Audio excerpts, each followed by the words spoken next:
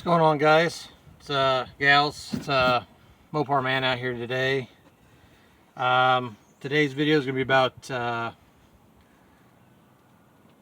cleaning, prepping, or however in that order, and polishing aluminum rims, especially slotted mags. This is a sample piece since it's broke off and it has no tire on it. I wasn't going to try to wrestle with one of the other rims with the tire on it today, but we're going to be focusing a little bit on the back side of this rim. As you can see, pretty nasty in there. And then of course the face. Now when I do my rims, I will go and to the car wash and I'll pre-soak these rims with like some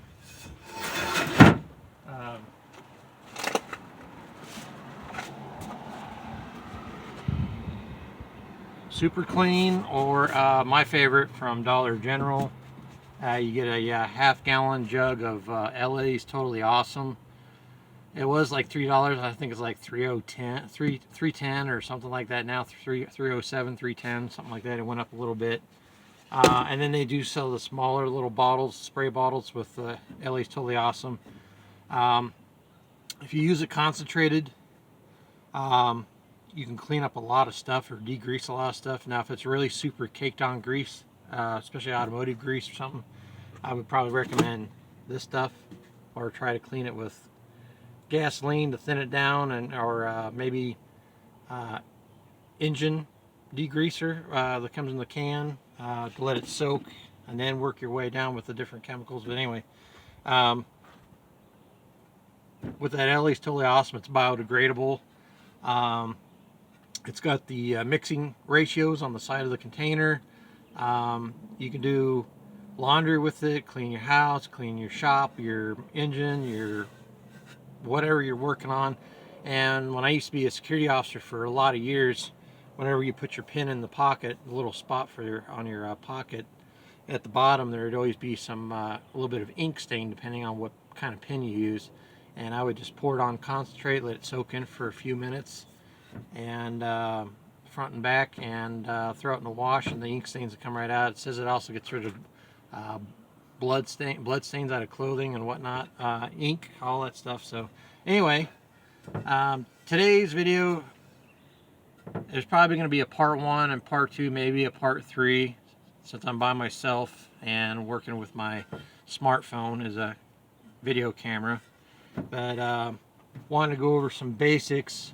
What I do for the really rough stuff on the back, I'll get it cleaned up, but I don't really focus on cleaning or polishing up the back sides, because this is mainly, I focus on the front, because everybody's going to see the front and inside the slots. But I'll get this cleaned down to bare metal, but I won't polish it or anything. Some people can go that far if they want, but I'm not. Usually with the back side, I'll start off with one of these auto body stripper wheel. It strips off paint, clear coats, auto body, filler, whatever, rust. You'd be surprised how much this stuff strips off. You can get the individual Bondo brand from Walmart, and as you can tell, I've been using it quite a bit.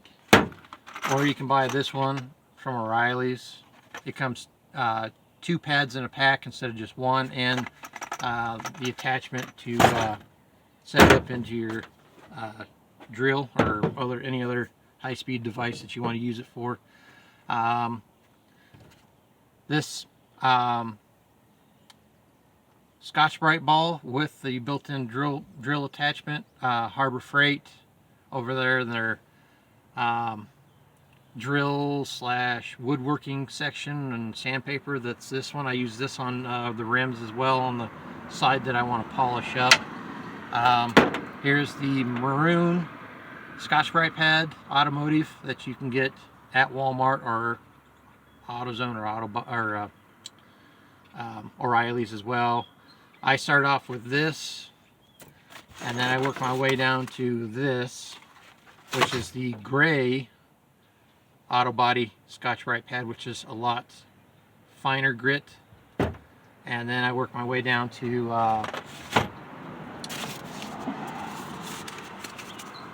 wet sanding.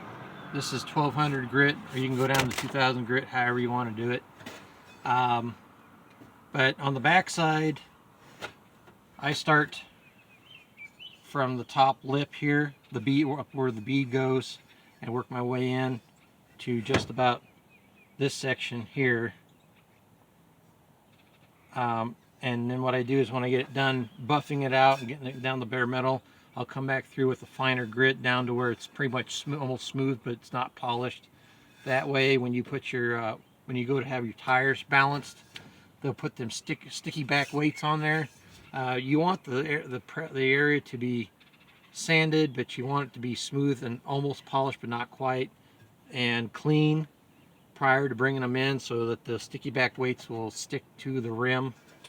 But as far as the front, like I said, I'll get in here and work this around in here and here and here and all this, and Scotch-Brite pads.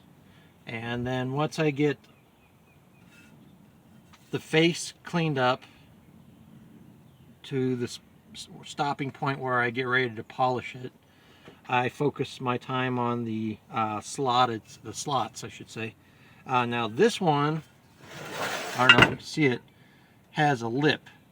Most of them are just flat across. This has got a little bit of a raised indentation here, like a little bit of a transition, how they made the rim.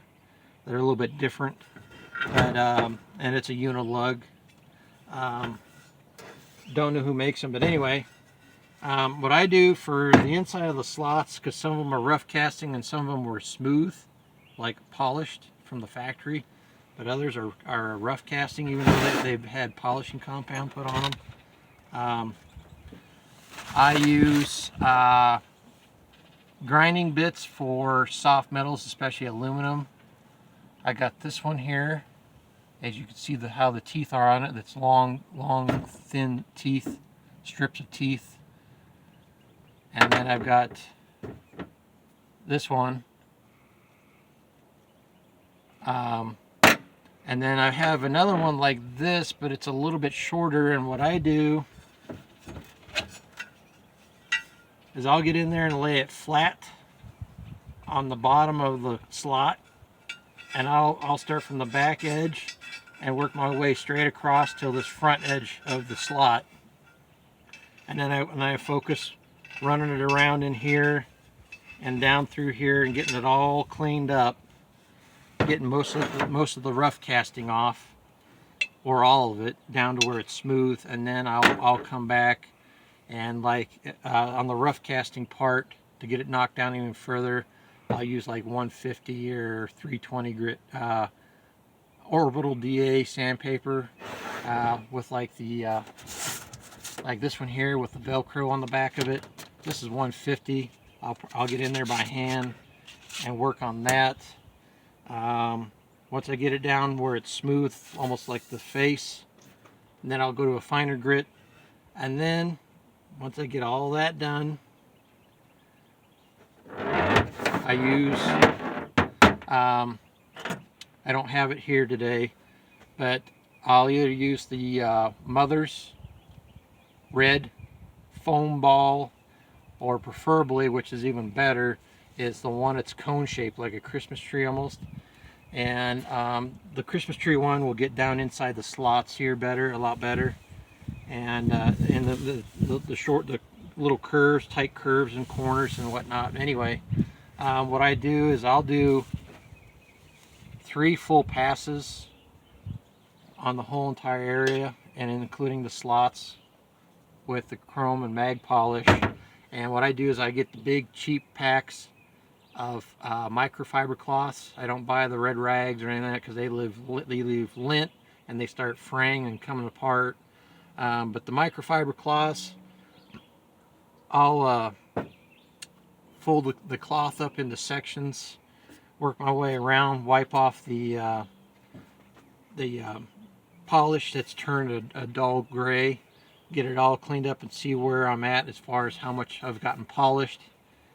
And then I'll hit it again. I do that 2 or 3 different times.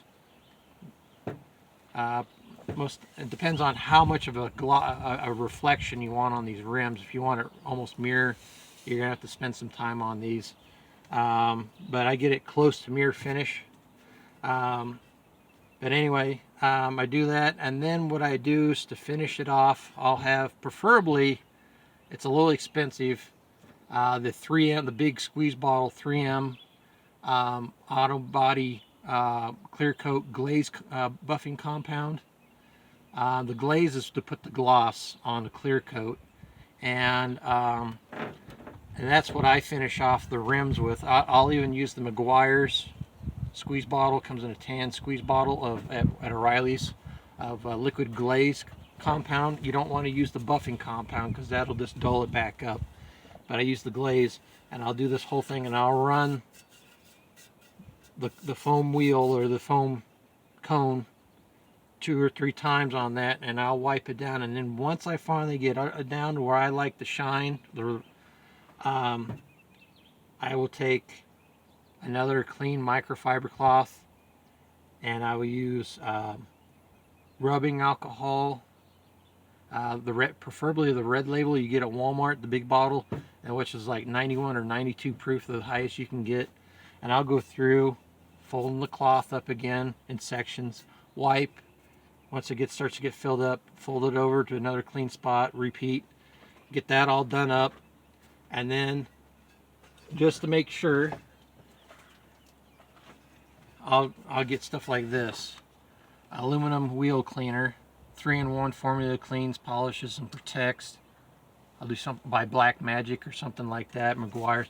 To me, Meguiar's is, I got this just because they were out of Meguiar's, but I highly recommend doing Meguiar's products because I used to do a lot of auto detailing on the side, making cash back in the day under the table.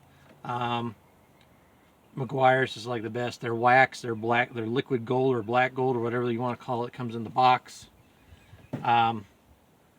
That's the best stuff because I've tried sections of the different waxes and whatnot in sections on the hood after I've cleaned it, and the water just beads right up and rolls right off the Meguiar's wax coating if you do the wax coating right. All the other ones, the water would bead up and just sit there and then dry and leave a white ring or white circle.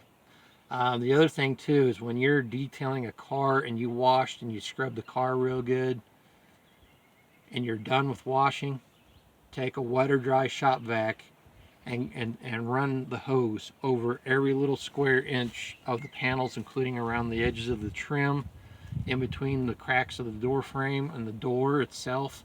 Water likes to hide in there, and if you take one of them buffers, the buffing machine with the buffer wheel on it, the foam wheel, and you go to do a wax or a glaze polish, the vibration, even if it has one where it vibrates to buff, the water gets loosened up and will come up, and it'll leak into your the wax, the liquid wax you already have on your buffer, and it will not cause a very good wax coating to be put on your vehicle. And then when you're done doing your sections of wax on a certain section of the car, and it dries, before it dries too much, again, microfiber, take your time and do a light buffing, circular buffing over your new wax coating with the microfiber cloth. And any of your microfiber cloths, do not wash, or when you wash them and you go to dry them in the dryer, do not put fabric softener with them or dryer sheets. The microfiber is meant to attract and cling stuff, including liquids and some semi-liquids and stuff. And if you put the dryer sheets in with it, it puts this coating on it, and the water won't stick to it, or the stuff won't stick to it like it should. Anyway, we're getting sidetracked. But anyway, let me see if I can get started here real quick. Hold on just a minute.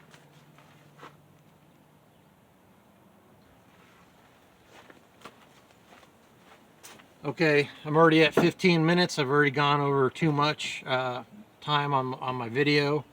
The part 2, you're actually going to see me start working on this rim, so stay tuned for that. Until next time, catch you later.